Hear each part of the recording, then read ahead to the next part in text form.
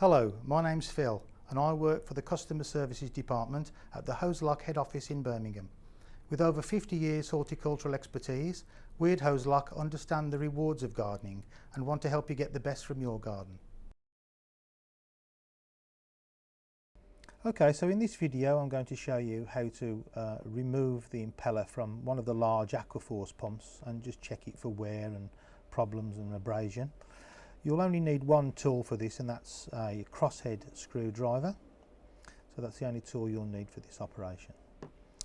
The first thing we're going to do is remove the main electrical motor from the cage assembly. Remove the two retaining clips from the top half of the cage and open the cage up. And if you've fitted the wildlife protection screen, remove that also. You'll then see the main electrical motor inside the cage, which you can then just simply lift out. You can then put the wildlife screen and the outer filter cage aside until later.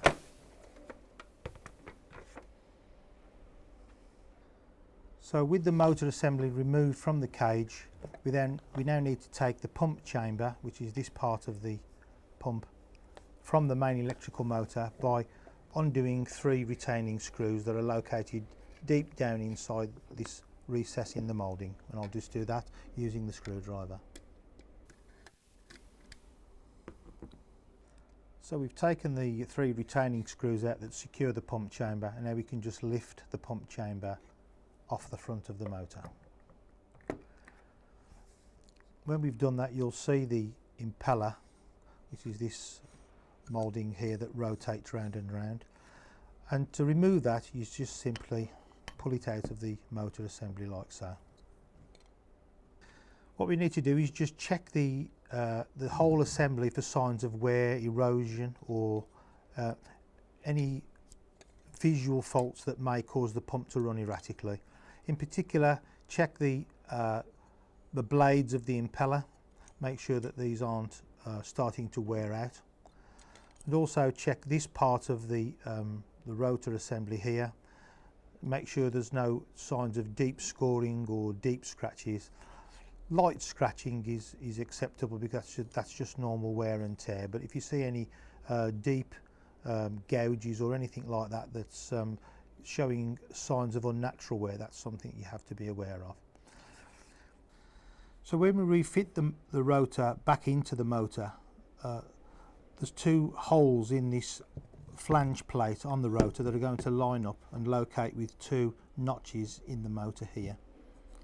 So you'll see the two notches there, and then there's some holes in this plate that are going to line up with those. Before you fit the rotor back in, just make sure that this little sealing O-ring here is nice and seated firmly down onto the front recess of the pump, and then put the rotor back in gently.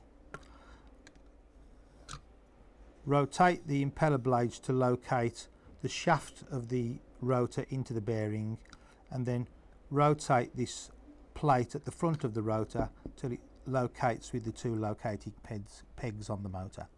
We can then refit the pump chamber to the front of the motor by offering it up and pushing it home, and then finishing off by replacing the three screws and tightening them down into the motor. So now we've fitted the three securing screws to secure the pump chamber onto the motor, we can now fit the motor assembly back into the cage. When we do that, it's important to note where the cable is going to exit the cage, and there's a little slot in the cage so that you don't trap the wire between the cage halves. When we fit the motor back in, this elliptical shaped moulding has a slot all around the outside of it, and that has to locate in this little ridge here that's moulded into the case.